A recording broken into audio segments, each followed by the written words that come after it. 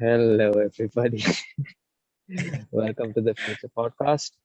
In this episode, we're going to be dissecting and diving into the transportation industry.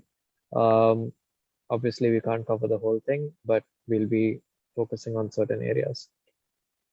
How are you Yeah, and doing, Mohan? here, it's been a very chaotic day here. I mean, if I'm talking about the weather, Mm, I mean, the UK's weather, it's pretty famous for being unstable. very unpredictable. Yeah. Yeah. So it's been sunny and raining at the same time. Yeah. Yeah, I saw your story. It was raining, and now it's like I can see the sun reflecting off you. So that's Yeah. crazy. I wish it was as what do you say, vibrant over here. But yeah. Mm. Anyway, yeah. So I was looking at, I mean, when we think about the future of transportation, the first thing that's coming to our mind is electric cars. Mhm. And there's also this debate whether it's really sustainable, whether it's really Mhm. environmentally friendly. That is Mhm. one question that we hear often. Yep. And I was also looking at how there's a recent, in the US and all, there's a fuel hike for Mhm. price for fuel. Right. Yep. So I was looking at how fuel prices are different in India and US and comparing that and stuff Is like there a that. difference? Oh, definitely. Yeah. So, in fact, I got some numbers here. Please do. Apparently, in the US and all, people measure fuel by gallons. Okay. So, as opposed to liters in India, the Uh-huh. price is set per gallon. So, 1 gallon is like equal to like 3.7 liters. Mhm. So, and the price currently in the US is around $6. That's around, I mean, if you compare it to India, in 1 liter of fuel costs 105 to 120 in Mumbai. So So that's like 3.7 liters will be yeah, 450 rupees if you convert. roughly on par with. But the point that I wanted to make is like there is a huge difference in the earning of people, like average Mhm. income. If you look at the people's average income in India, which is around 32,000 according to Okay. Economic Time, which is Okay. around $437. Mm-hmm. Uh, and recently, there's all these memes going around how fuel has become more pricier than beer, Mm-hmm. and you gotta stop drinking. I mean, stop driving, start drinking. Mm-hmm. So, we compare between nations, Mm-hmm. there's this huge gap. And if you look at the internal combustion engines that were in US, you look at all these muscle cars, Mm-hmm. like with huge engines, like with huge displacement, like Mm-hmm. massive engines, which are like Mm-hmm. which will consume a lot of fuel. Mm-hmm. So they don't really have the concept of fuel economy in their mind. They Mm-hmm. didn't have till now. Whereas if you look at the Indian household, or the main thing that is they're looking for is how efficient it is, how Mileage. much mileage Yep. is there. Yep. So by unknowingly we were being more what do you say, environmental friendly maybe. But Mm-hmm. we have smaller engines in India and lesser fuel consumption, and the fuel prices are increasing, which has more reasons, because it's very political also, how Mm-hmm. strong your country is, your relations with all the oil supplying countries, all that depends on fuel prices. I mean, prices depend on all these. So yeah, but I discovered that this could be a thing that's emerging. But anyway, we are switching to electric vehicles. So And I just wanted to make a quick note. Like it's cool that we did it in like live, how the prices are actually on par. Uh, but then to your point it's of the income almost levels, it's almost getting on par now. Almost. yeah. Yeah. So it's like that. That's like the benefit of having like a global market for oil. But then, like you said, the income parity is not there globally. So that's Definitely. pretty interesting. Yeah. Cool. But yeah, now people are switching to electric. Hmm. I mean, what if you personally, if I were to ask you, like, would you buy an electric car right now? Or if you had the money, would you buy an electric car right now? Or would you choose a Uh, I conventional? I would. So last time I visited the show, I actually set it. I set like Tesla as my number one choice. If I had the money to do that, But what would stop you from buying it? I can't I mean, afford it. That's all. is like lack of charging infrastructure a problem? It's a No, I don't concern, think right? so. Here, I don't think Isn't so. it? No. Okay, Dubai. Dubai is a separate case, I guess. But Mm-hmm. if you look at even the Western nations, it's slowly becoming more Mm-hmm. prevalent. More Mm-hmm. charges are being installed. Mm-hmm. But in economies like India Yeah, or India, I can't comment at all. I don't think it's developed there. yeah, yeah. So major problem would be lack of charging infrastructure. So even here in the UK, policy-wise, they were trying to address that. Mm-hmm. So here in Wales, they have an electric Wales charging strategy. Mm-hmm. Okay. Yeah, so there is a total ban on sale of petrol and diesel vehicles Mm-hmm. by 2030. In Mm-hmm. 2030, so from then on, it's gonna be all 2030. electric. Okay. But So they're on the way to installing more electric chargers. I had heard my uncle was talking to me about how the Tata has an electric car that's out. Yeah, Nexon, Yeah. Nexon. So Yeah, how is that being like it's all dependent on home, like charging at home. There's no charging network. currently, in my knowledge, Kerala, I don't know how many there are, but what came in news was I know of one electric charging station. That's all that I know in the entire state In of all Kerala of right now. Kerala. Came in news. What I could be wrong, there could be more, but yeah, basically there needs to be more infrastructure so that there is confidence Mm-hmm. in buying. I mean, personally for me, Okay. that is one point because I don't know how much range there is, how much these companies claim, and if if I run out of charge, what will happen if I get stranded? Mm-hmm. These are all concerns that I have. So yeah, I think we need more. Government needs to address the charging infrastructure. I mean, it's also a really good business opportunity if you look at it. Mm-hmm. Oh yeah, true. Didn't think about it Yeah. like that. So I'm on their website and so under seamless charging experience, they say that they're providing free home charging installation, and they're also claiming to be the largest public charging network in India. But I don't know, Yeah. like I can't find a map or something. I mean, they had a good head start in the Indian market, Okay. and I feel the other companies are catching up. Mm-hmm. And yeah, coming to the whether it's environmentally friendly, most concern is from like the metals that we need to make the batteries. Mm-hmm. Mm-hmm. So we have to mine for these minerals. So even before the electric car hits the road, there is a Mm-hmm. certain amount of emissions. Mm-hmm. I mean, Yep. there are emissions from other cars also from, Mm-hmm. you know, making, I mean, digging the minerals out and all.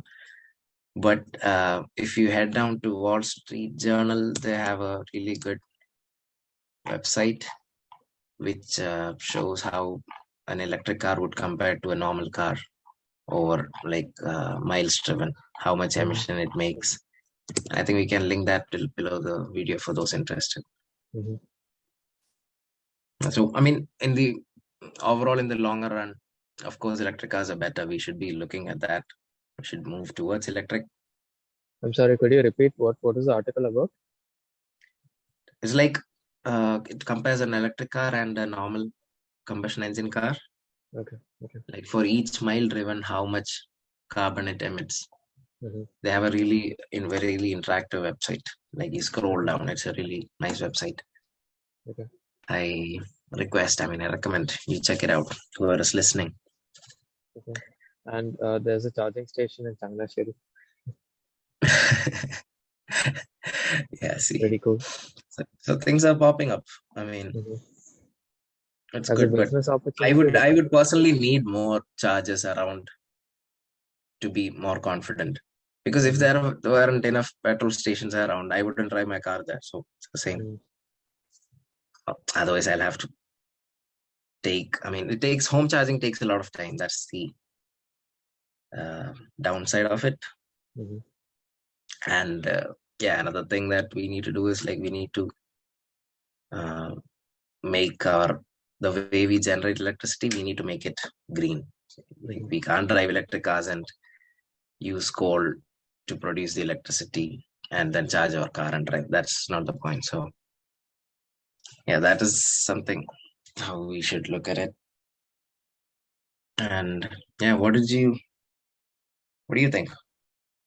I'm just checking up what are the sources of power generation. I'm sure there should be like a. In the US, the article that I read, there are regions where there are more hydroelectric Hmm. projects, supplying the power. Hmm. So those areas have a lower emission when you calculate it. Hmm. But then for this article, they took a national average. Yeah, So, energy production, making it green is another big debate, big discussion. mm, the Wikipedia page for electricity generation has a pie chart for 2019 data. Coal is 37% for the whole world. Solar is at 3%. But obviously, this has to be changed. I believe, and I hope that this industry is developing faster, quicker. So I think 2021 data should be considerably better, hopefully. Yeah, I think there is a really good website called Our World in Data. I think Yeah, okay. that shows the energy. Yeah, Our World in Data. That's a Mhm. really good website for looking at the energy numbers, and I think any kind of data. It's run Yeah, by the University of Oxford. I'm gonna Um, love this website. yeah, so it has really interesting graphs and stuff. Now, don't lose yourself in that website now. It's a very interesting website. Yeah, so do you have any thoughts on the whole mining aspect of it? Like, I was curious about how, um, like, the metals required for the battery production should be finite, right? I don't think it's Yeah, uh, inexpendable. So I'm curious, like, what quantity levels we have and stuff. there was Uh, another point that I came across when you say about resource use. Like, mhm. apparently, 20% of humankind uses 80% of the resources that we make, that we extract. Wow, 20% of okay, humans. So interesting. there is this huge inequality also. Even in that category. Yeah, yeah, it translates to all fields, I guess. Hmm. More money you have, more consumption, and follows. Yeah. So What do you? then, Yeah, okay. So like how I tried to approach it was from a holistic point of view. So I was like, I asked myself the question, what is the objective of transportation? And I basically came to the conclusion that it's to move either goods or people. yeah, yeah. And then later on in my process, I thought, okay, it could maybe a niche part of it is like also to like install infrastructure, like for example undersea cables. Um, Wait, you're talking okay, about transportation yep, I'm and talking about undersea transportation. cables? I didn't get that point. No, that was just an example of like infrastructure. Like people would still have to be transported, on site to install. So like those Uh, type of works also require industrial transportation. industrial use. Yeah. development. Yeah. Also cultural exchange, Hmm. a lot of cultural exchanges. Yep. I mean, in the past, again, that was from what I read today. So Hmm. in the past, people, only very affluent people could travel for Hmm. for the sake of traveling, Hmm. Otherwise, the ones who travel were only like traveling for business or something. Hmm. So it's only recently that we started traveling for leisure. Hmm. That like tourism has picked up. It's a really young industry if you look at it. This Uh, tourism didn't okay. really exist before. Mhm. So yeah, that's also adding to more emissions, I guess. Yeah, definitely. That's like a point that I noted. And like I think it's kind of unfortunate to say it, but like under the people category, like one reason why people want to travel is the whole social status of it. I'm sure like there's certain segment of society that does it for that, just because it's a social thing. Um, I mean, so new emerging cultures, I guess. mhm. And then from that point of view, I moved into is how are these requirements achieved, which is basically the modes of transportation that we had. And then Yeah, I thought we'll think of like I thought I'll start with the largest to the smallest, and then that's when that thought struck me like we actually have rockets. So yeah, rockets are rockets. being rockets. I believe rockets should be the largest mode of transportation. Should be right. Yeah, yeah. I mean, And no, I mean in size, I guess cruise ships. I mean, I saw some crazy pictures, man. I mean, it's mhm, bloody huge. mhm, There are okay. fucking trees on the cruise. I mean, yeah, that's huge. But yeah, rockets are, I don't know, a larger Quite massive. distance Yeah. farther. But yeah, space. I mean, you remember those US had those spacecrafts? Yeah, what is it called? Explorer. No, what was it? The ones that's gone out of the solar system. Voyager. They decommissioned it. What was it called? SLS. Orion? I think it's called Orion. No. Yeah, Discovery, Atlantis, Endeavour, Okay. Columbia, Challenger. They had so many different spaceships. Hmm. Yeah, but they decommissioned it for a while, and I think it's picking up again now. So Hmm. it also brings to me my mind where Neil deGrasse Tyson, the astronaut, he says like government should Astrophysicist. be at the frontier. Sorry, Astrophysicist. You said astronaut. astrophysicist. He says he's a personal astrophysicist. That's his intro. Okay. So if any of you listeners are interested in astrophysics or uh, popular science, check him out. Really good educator, really good science communicator. Yeah, he says basically government should be at the forefront of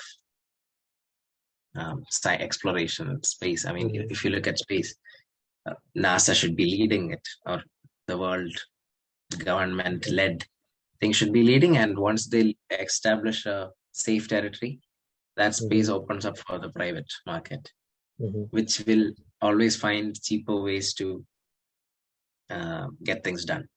Hmm. So that's how now Elon Musk is a big player. Jeff Hmm. Bezos, Blue Origins, that's a big Hmm. player. Virgin Atlantic, Hmm. all these billionaires are going into space for tourism. New industries are cropping up. Yep. Yeah, I mean, transport just for leisure right now, I guess, Hmm. space tourism. So, yeah, when I wrote down that point, immediately Starship was the first one that came into mind.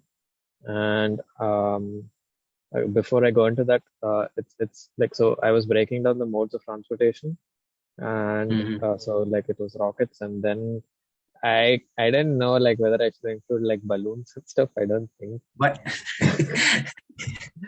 like I mean, weather the balloons and whatnot. I don't know how huge those are. You went into some really good detail. I hadn't even thought about weather balloons. I was looking at cars. Yeah. I was trying to be inclusive of everything. But I didn't include it in the main list. It's like on the side on a bullet point. Should I? Uh, then aeroplanes. Then I think I went down into ships and um, Wait. You talking about weather balloons? mm, I mean, as the form of transporting some scientific equipment. yeah, So does that make satellites? Does that mean satellites? redundant Would we include satellites under the same transportation. category? But no, it's not a mode of transport. It's not. Yeah, it's not. I don't Yeah. think balloon is either. But But balloon is the mode. Uh, we can include hot air balloons maybe, uh, uh, and okay, those blips. which yeah. Yeah, what are the airships? Airships, yeah. Yeah, sorry So to interrupt. moving on, ships, trains, then moving to the lower ends where it got interesting also, um, bicycles, walking, whatnot. But anyways, I obviously wanted to focus on the rockets. It was the most interesting and in line with our theme, like the future. And the reason why I thought it was related to transportation is because the rocket that SpaceX is developing, Starship, Starship, Starship, right? Bishop? Yeah. It is a use case for that is also point-to-point travel within Earth. So I actually went through and I wrote down a few details. Uh, so Elon Musk was comparing the travel times from a point in US till Singapore. It would take somewhat around 20 hours. And with the Starship, it should be done within 45 to 60 minutes. And like he introduced, that point made me understand what he was talking about, which is capital efficiency. So Capital efficiency. yeah, so Okay. like the plane takes 20 hours, but the Mhm. spaceship can travel in an hour, which makes it 20 times more efficient in carrying out the same task. The only In given is time, in terms of time, but in terms of fuel, how is it yeah, efficient? so I don't know. that's what the condition is that the propellant should be competitive with fuel rates for airlines. Um, so for that part, he said it's like this is getting into rocket science. 3.5 tons of liquid oxygen for every 1 ton of fuel.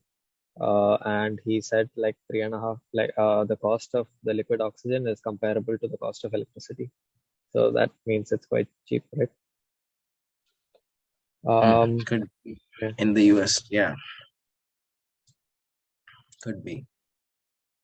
I mean, uh, I mean, in a broader sense, if it were up to me, I wouldn't jump on this idea though right now, Mhm, not right mhm, away. I would be more interested in. I mean, he did a terrific job with the electric cars. I mean, making it popular. mhm, It's really good. But I would still. I don't know. Should we wait for all these innovations? I don't. I guess we shouldn't. But looking at the environment, it's not really. I wouldn't want to burn more right now than it's necessary to just to save time and just to say that mhm, it's more mhm, efficient. Introducing another fuel heavy mhm, mode of transport. Instead, I would. I was thinking his idea of like going. I mean, he made a company boring and he dug tunnels under LA to mhm, solve the traffic.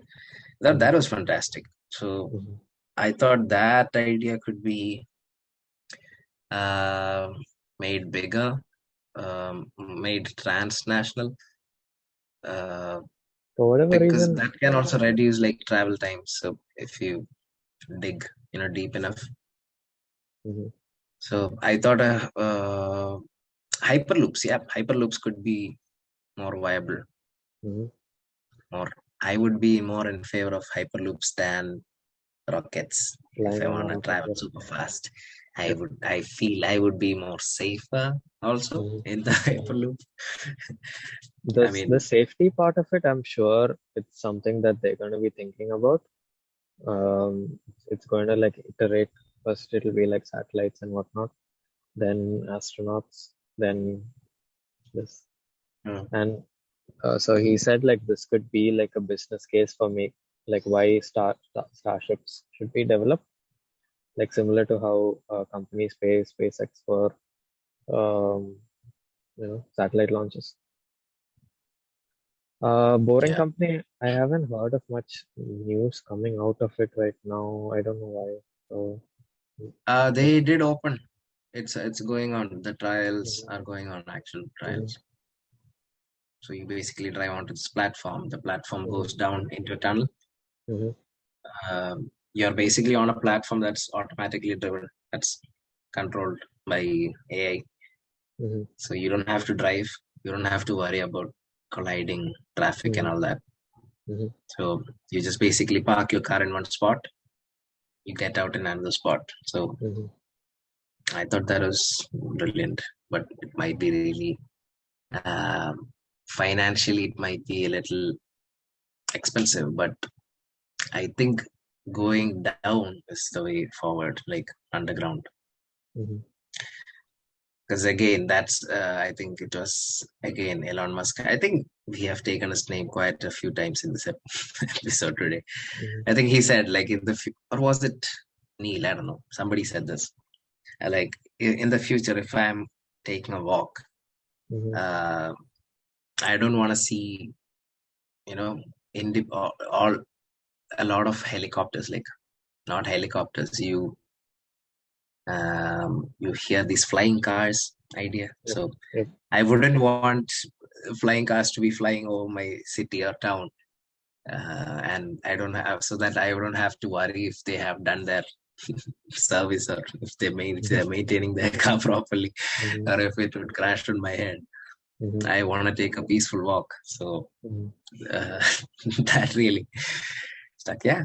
I mean, I also wouldn't want random people flying over my head. Yep. That would be very invasive, right? Like imagine cars and just flying here and there. But Could be crazy. again, like it would still be regulated, like exactly what happens now. There would be like pathways and whatnot, like designated zones. Um, It wouldn't be yeah. haphazard. But I get the point of like preserving the pristinity of the sky.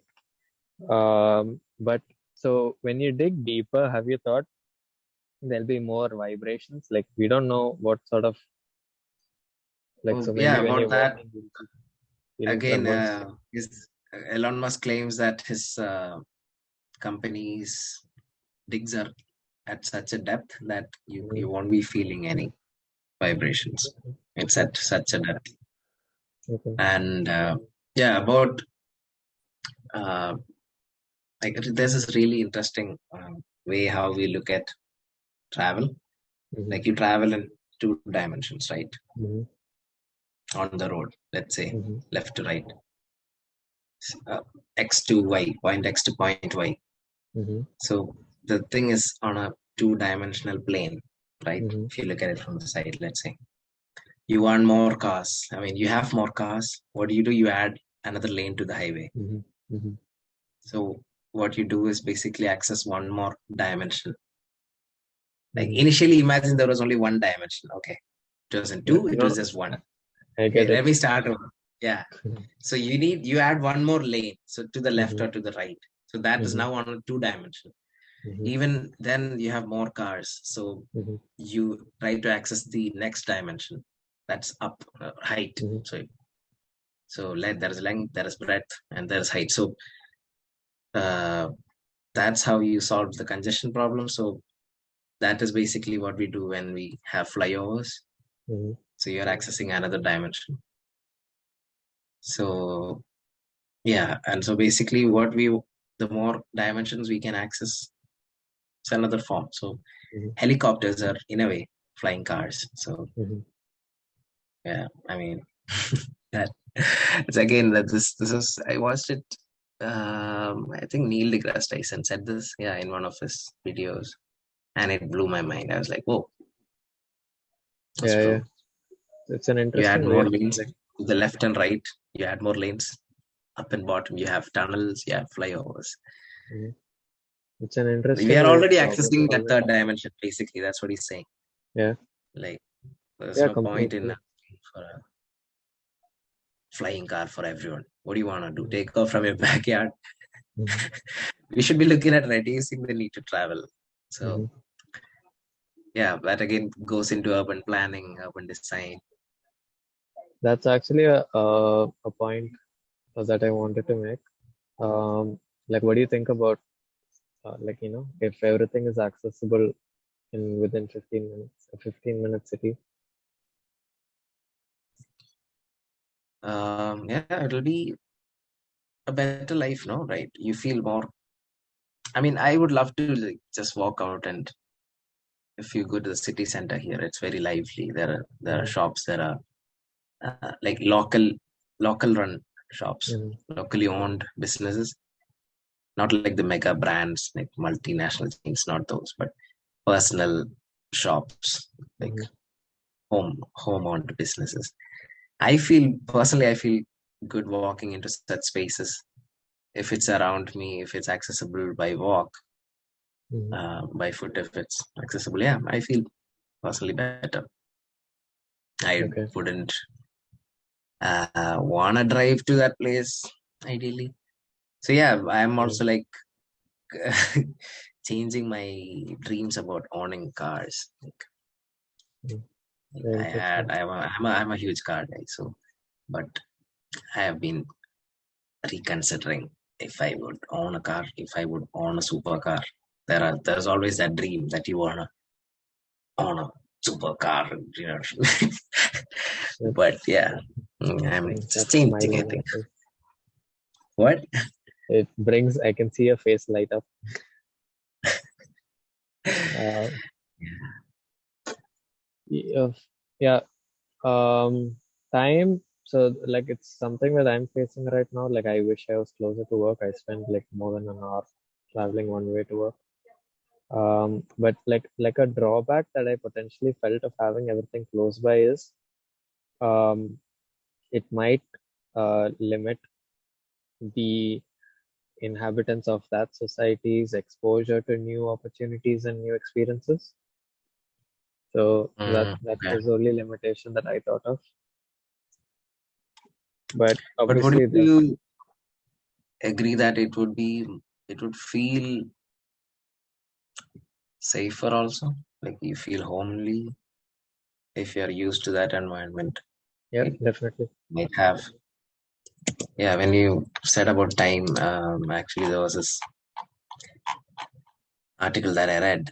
There are theories of mobility, Mm-hmm. different theories. There are technical theories, economic and social theories. So Mm-hmm. there's one paper, uh, it has like tried to summarize the impact of travel becoming faster and less Mm-hmm. expensive. Okay. Mm-hmm. So they say what happens if it's becoming faster or if it's less expensive. It says people will make more and longer trips Mm-hmm. if and people choose more distant locations to settle into work. And if people have more money, they will travel. They will take more and longer trips and choose more distant locations again. And also that if you have to work less, even then they would still make longer and more trips and Mm-hmm. choose choose to live far away or choose to work in a different location. So even if we make our trips faster and cheaper, the travel time or the number of trips Increases. goes in it. Yeah, it increases. Mm. Interesting. I mean, I think it's true, right? Like if you can get by hyperloop, let's say from Dubai to Kerala in 1 hour.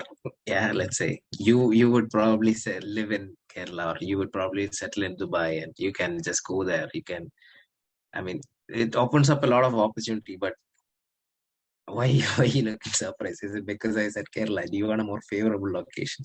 No, not because of that, just because of the whole concept of living in Kerala and working in Dubai and commuting for that. Yeah, I mean, if it's faster and less expensive, we Yo, would choose to settle farther away. if there's a technical delay and you get like you call your boss, I'm stuck in the middle of the ocean. Uh, Traffic jams will be a thing of the past. mhm. But I You think, would, but that's not a, I don't think it's a viable reason. But whatever reason that's been publicized and that I know is that it's not progressing fast enough because it's quite expensive. Hyperloop, the Hyperloop I believe. technology. Yep. Aren't there like independent teams working on it? As far as I know, there are separate teams working in Mhm. different countries and locations. There is one happening in the Middle East. I think Dubai is going with one. I have no idea where In it's. India, Yeah, there India was a is video also of it. Hmm. in India also there's a team, I think. And yeah, Japan's bullet trains are fast. They are Hmm. famous for that. They have been they've been leading that for a while, no? Hmm. Super fast trains. Yeah, I mean we gotta decarbonize the electric electric grid, if we are to like reduce emissions and looking at it, from an environmental perspective. Otherwise, it's just removing that carbon emissions to another place. Yeah, I think that will happen over time. Recently there were tweets again from Elon Musk about how something about Sahara, certain percentage, if it's covered with solar panels, you can cover the entire Europe. Yeah. But the cost of transporting the energy will be massive. Like you need these Hmm. huge cables for this energy transmission, Hmm. like huge. What do you call them? Grid connecting Hmm. line, connecting wires. So that's a big part of the cost. Hmm. Even if you want to turn becoming green, that's a big challenge that our grids cannot handle. Uh, the electricity that we make from renewable energies like wind Hmm. uh, is like it wavers throughout the day. So Hmm. sometimes there'll be excess, sometimes there'll be lesser than that. So managing the grid, and that's a huge challenge. So our grids are not equipped. The experts here in UK and governments here, they are saying that the grids here are not equipped. So I don't know how, as far as economies like India or the third world goes, or the developing nations go. I don't know how far behind we are. Our grids are messed up. So it's a huge challenge for governments. I just hope they are working on it, prioritizing it. That's about it. I don't have anything else to share. Yeah, yeah, that's about it from my side also. Thank you for joining us. We have set up Yep. an online workspace hosted on Slack where we will be discussing topics. We have channels for various topics. We hope that you will join us on Slack so that we can have a longer term conversation and Yeah, you hopefully can lead you to can fruitful results. raise you can raise your opinions, suggestions, or arguments, or even if there's a general channel also, so you can post your ideas if you want, so that we might take it up for discussion in future. Mhm. So yeah, it's a great space to uh, communicate with you guys. whoever is listening. Mhm. And yeah, Thank you for joining us. We'll catch you the next time. Bye-bye. and don't forget to like, subscribe, and hit the bell button. Yeah. Yeah, and thank you. Yeah, thank you for listening. Bye.